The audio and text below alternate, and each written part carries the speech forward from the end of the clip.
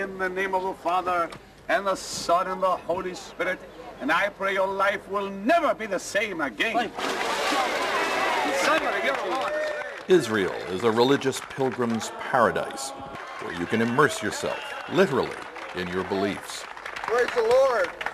And do it in the Jordan River, where John the Baptist ministered 2,000 years ago.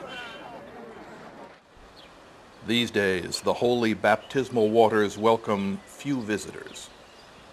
And less than a mile away, the Sea of Galilee, the shores on which Jesus once walked, full of history, empty of tourists.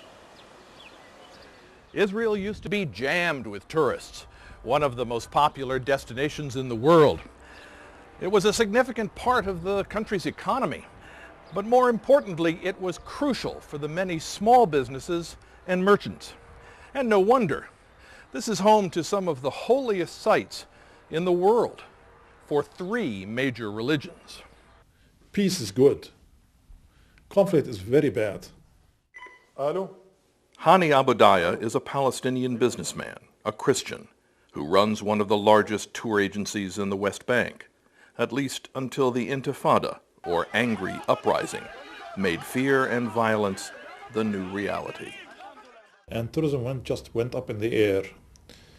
And we're not only speaking about tourism here in the whole land, we're speaking regionally also, but we're at the epicenter.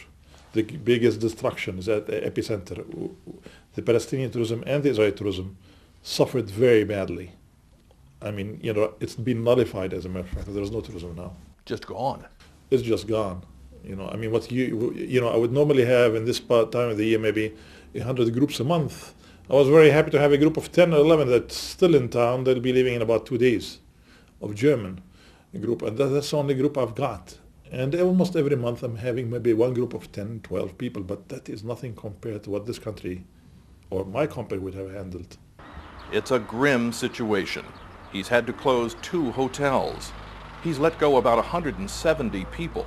170 families affected, he emphasizes. And he sold more than half his tour buses. The remaining 16 gathered dust. And it's not just the Intifada, the violence.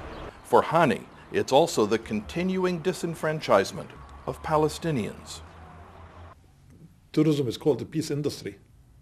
But 3 years ago, before the Intifada, when tourism and the economy were going great guns, Hani and a partner tried to build a new hotel on prime real estate near Jerusalem's Old City.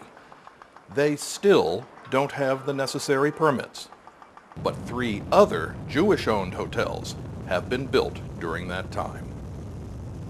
And it's not just Jerusalem. Up north around the Sea of Galilee, the ancient city of Tiberias, normally a hot spot for tourism, is struggling. We are in a big depression. Tiberias as a whole, and this neighborhood is a very important part of it, are now in a very big crisis because tourism in Tiberias is not just one occupation. It's the major, more than 75% of the economy in Tiberias based on tourism. And during the last 2 years, we have a big problem with that. Bad news is good news. I mean, people will focus on the most violent parts of the conflict and keep replaying it on the news media. So people think, there's normalcy, and there are still people who are trying to live their normal day lives, communicating, doing whatever is necessary to just go on.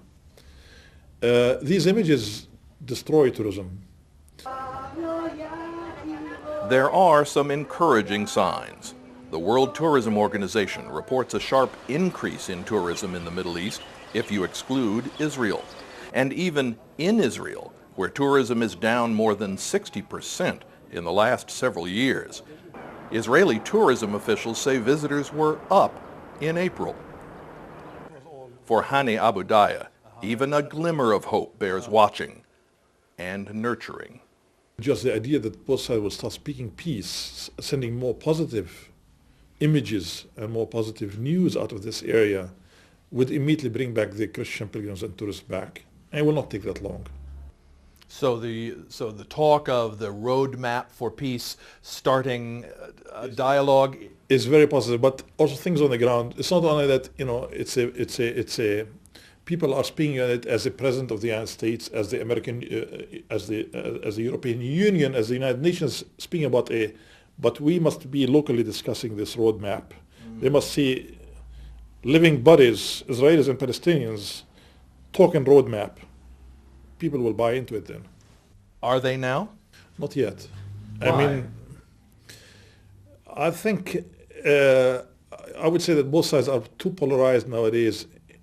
Although there is a reality that is beginning to sink at certain levels, that this violence is not going to bring anybody any solutions. It will not improve the lot of either side.